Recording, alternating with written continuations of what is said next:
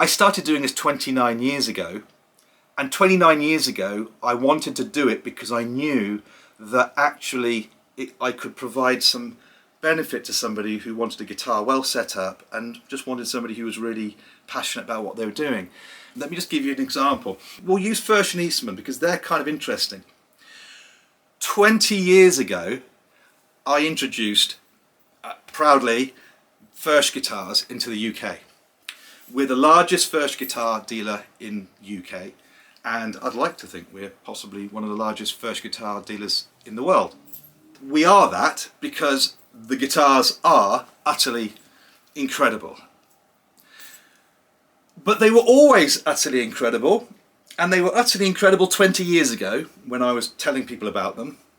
But I didn't need somebody to tell me they're utterly wonderful, and I didn't need to see adverts that sold me or have a rep come in saying, hey, we're doing this and there's going to be a big advertising campaign and you're going to have people coming in asking you for them.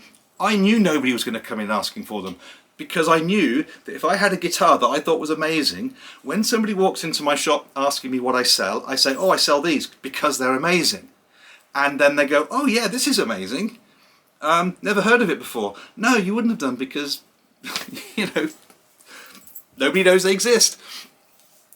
If somebody doesn't know something exists, it doesn't make it any less amazing. It just means that nobody knows about it. And I love that aspect of what I do. So I was doing that with Furch.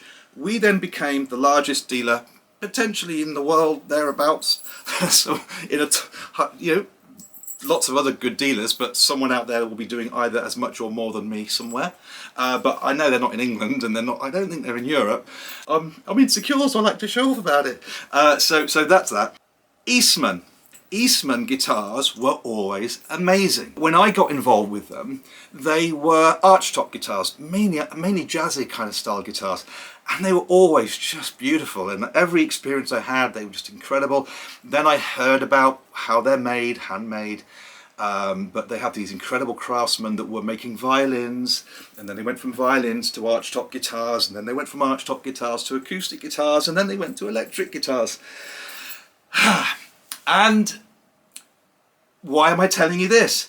Because we are the largest Eastman dealer in the country and one of the largest Eastman dealers in Europe. And why? Not because of the marketing. When I started selling Eastman guitars, nobody knew about them. Well, I'd like to believe I was one of the people that helped raise awareness, put them on the map, because I didn't care that nobody asked for them, because I presented them to people when they came in the shop. But they were always brilliant too. But now, because they are able to make more, and they've scaled up, still hand building them, still exactly the same weight, everything's handmade, but they've just got more people, I suppose, training more people, the whole system works for them. More people like us, guitar players, people on forums who are chatting there, now say, oh, you ought to try Eastman. So I'd say have a look on the forums and see if anyone mentions Eastman. Because Eastman was the same as Furch. Eastman is the same as Doviner. Eastman the same as Auden guitars that I sell. I sell even less of those. Because again, it's just one guy in the UK who sources woods, has them hand built in China again in a brilliant little workshop. It's like Auden's kind of like Eastman with like 6 guys. You know, it's the same principle, it's just not scaled up to like 100 times the size. It's the same principle, very handmade, very diligent, attention to detail. But Eastman has got itself into more the mainstream markets, and more shops are selling them, more people that you would have historically seen are selling Martins and Taylors, and you know, Ibanez and Yamaha, and all these mass-produced brands, which are just huge volume robotics and machines and whatever else. There are shops now selling what I'd call, you know, high quality instruments that are handmade.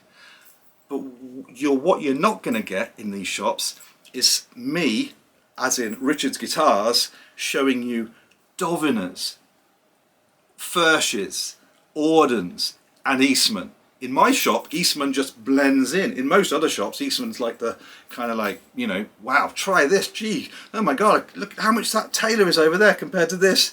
You know, we're selling all solid wood Eastmans for 500 quid that you can't even get a Taylor for under 1,000, and that's that. For £1,000 in the Taylor world, you're going to buy a laminate back inside a guitar. Martin will give you a guitar for £1,000 that I think is Sapele with the most cheap looking rosette and the black binding. But it's more about understanding the market and understanding why doing what I do it's fascinating. I love it.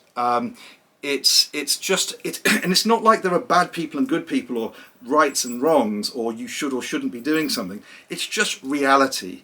If you have a small workshop with people that absolutely devote themselves to a craft, they don't advertise, they don't market themselves because they are a small workshop doing what they do, humbly building guitars. It is completely down to people like me to try and make the time to tell you.